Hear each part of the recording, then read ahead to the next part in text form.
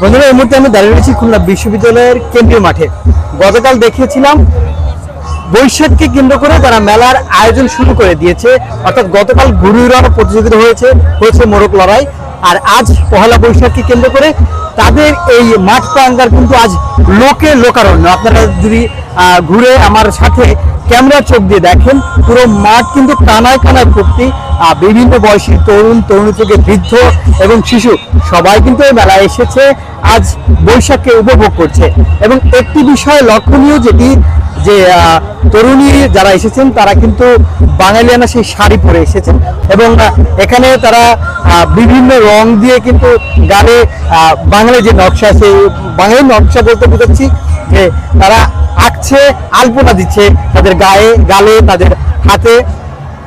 তো আপনাদের আজকে এতটুকু দেখাচ্ছি কারণ সময় নেই, এবং মাঝে বৈশাখী ঝড়ের একটা আবহাওয়া আসছিল, সেটাও এখন চলে গেছে। আর যে কোনো সময় বৈশাখী ঝড় হতে পারে। তো আপনারা যদি আসতে চান তাহলে এখনই এখানে আসতে পারেন। আর যদি ভিডিওটা পরে লেট করে আমি আপলোড করি তাহলে আর আপনার সুযোগ থাকবে না। অন্য কোথাও যদি বৈশাখী বেলা হয় সেখানে আপনি যান এবং সেই ঠিকানাটা আমাকে বলে দেন, আমিও সেখানে যাই।